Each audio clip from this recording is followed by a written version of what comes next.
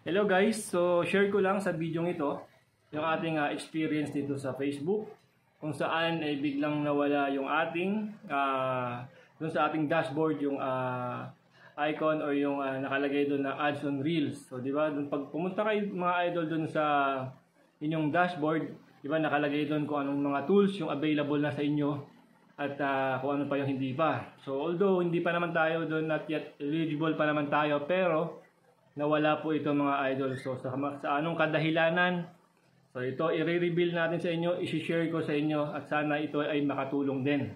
So wag nyong skip ang video ito, tapusin nyo hanggang dulo para ito naman ay makatulong at magamit nyo rin sa inyong mga kanya-kanyang mga account. So ganito nangyari sa akin mga idol. So nag-check ako sa aking dashboard at tiningnan ko doon kung ilan na lang ba yung kailangan kong i-achieve dun sa ating mga requirements. So nagulat ako na wala yung ads on reels doon sa ating dashboard. So ginawa natin, pinost natin, in-screenshot natin, pinost natin to sa ating wall at nagtanong ako sa ating mga kapwa ka-team Hilas, Koreanang Hilas dyan na mga group at thankful naman tayo at mayroon tayong isang kaibigan, tropa na nasa ibang bansa pa. Isang OFW, shout out sa iyo mga idol. Ayan mga lods, yan yung pangalan na yan, si Daniel Garcia Pamintuan Jr., also known as Ka-Overseas TV. So guys, napakalaking tulong kasi ginawa niya po ng reaction video yung ating pinost na katanungan. At dahil dito guys, natuto tayo, nalaman ko at kung ano man yung saan ako nagkamali. So ang ginawa ko lang mga idol, so yung shinare ni kapatid or kaibigan natin na si Ka-Overseas TV ay dinilit ko po yung mga videos na yon. So tinaga ko mga idol, tinanggal ko kahit marami na siyang mga views, may mga nagsend na rin sa atin ng mga tala, so ang dami na rin engagement, pero syempre hindi natin dapat panghinayangan kasi pag hindi natin yun naaalisin, walang mangyayari sa atin. So yun nga, ginawa ko, dinilit ko mga idol. So lahat, tinignan ko lahat, binalikan ko lahat yung mga videos ko, kahit yung matagal na. So dinilit ko lahat, pati yung mga nasa reels ko, dinilit ko. So yun nga, sabi nga sa atin ni kapatid or ni Boss Idol Ka-Overseas TV na within 2 to 3 days ay babalik din po. So yun nga, sobrang tuwa natin mga idol at yun na nga oh. Ayan, tingnan nyo yan. Yan mga lods, bumalik na. So di ba? So nandiyan na siya. So maraming salamat. At tunay nga na kailangan nating alagaan yung ating mga account kung tayo ay nag-i-aim o naghahangad na kahit paano ay magkaroon ng kabuluhan yung ating pagbababa dito sa ating Facebook. So yun, I suggest guys, ingatan talaga natin mabuti yung ating mga ina-upload. So kahit ano pa yan guys, kahit picture pa yan o logo pa yan o ano man yan, basta once na hindi siya kanais-nais para sa community guidelines ni Lolo Meta ay talagang ma-hold or ma-freeze yung inyong mga monetization tools kasi napakahigpit po talaga. Ako nga nagulat ako. Ang dami kong dinilit na na mga videos. Tapos once nung na-delete ko yung isa na yon guys, nung pag-check ko sa aking dashboard, grabe. Ito na. Ayan na guys, nakita niyo yan. So yan, nandyan na ulit yung ating ads on reels.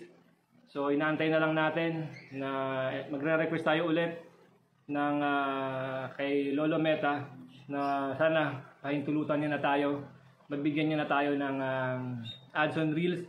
Parang sa ganun naman ay kahit pa paano ay magkaroon naman ng saysay yung ating effort dito sa paggagawa ng ating mga content. So doon sa mga kapwa content creators, so guys, ito lang, ganitong tao dapat ang ating sinusuportahan dito. Yan si Boss Idol Daniel Garcia Pamintuan. Yan guys yung account niya. Yan, also known as Ka-Overseas TV. So yun, maraming rin nakasuporta yan guys. Kung mapupunta kayo sa kanyang channel, sa kanyang page, ay puro pagtulong o pagbigay ng mga tips and ideas kung paano tayo mananatiling healthy and compliant yung ating mga account. So actually dapat yung video na to mga lods, mga idol, mga boss madam is pang reels lang. Pero sa tingin ko kasi hindi siya kasya, hindi siya papasok doon sa 1 minute and 30 seconds. So ganito na lang po, naging long video siya kasi gusto ko rin po talaga ito maibahagi sa inyong lahat. Lalong-lalo na sa aking mga kapwa dyan na nakasuporta sa atin. Na sana ito ay magbigay kaalaman sa inyong lahat upang sa ganun ay hindi naman masayang. Mabaliwala lahat ng effort natin. Alam ko, nag-effort na kayong lahat, napupuyat kayo, kakaisip ng mga i-reels or kakaisip, kaka-engage sa ating mga kapwa, ka-team Hilas, Koreanang Hilas dyan. So ito lang, advice ko lang sa inyo. Ngayon pa lang, simulan nyo na po na gumawa ng mga content, ng mga videos or kahit na wag po kayong gumawa ng mga static videos mga idol kasi yun yung unang-unang nag-ano sa akin dyan, nagbigay ng alert kung bakit nawala yung ano na yon, yung ads on reels na sa aking dashboard. So aside from doon, meron ako isang post doon na hindi rin maganda. So yun nga, pati yung mga videos ko na may mga background music na alam ko hindi ko yun kinuha sa Facebook collection, ay dinilit ko na po. So wag niyo na pong panghinayangan mga lods, mga idol, mga boss, madam. Kung marami na pong naging views yung video na yon or kung marami man siya naging engagement. Kasi po, once na hindi po yun inaalis sa inyong account, ay mananatili po siyang alert, mananatili po siyang maging balakid sa inyong paghahangad na ma-monetize tayo dito sa ating pagre-reels, sa ating Facebook.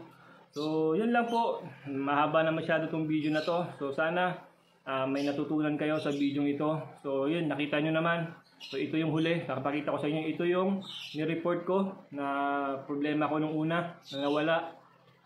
At ito naman yung naibalik na after nating ma-delete yung ating mga video na alam kong mayroong kinalaman kung bakit inalis ni Meta, ni Lolo Meta yung ating ads on reels dyan sa ating dashboard. So yun, pasensya na kayo kung maingay yung ating ibon sa background. Kasi yun yung nagpagbigay sa atin ng pangalis sa ating stress reliever, barkada, tropa natin dito sa ating tahanan. So yun lang po, maraming salamat sa inyong panunood. Bye bye and God bless. Good luck po sa ating Reels journey dito kay Facebook.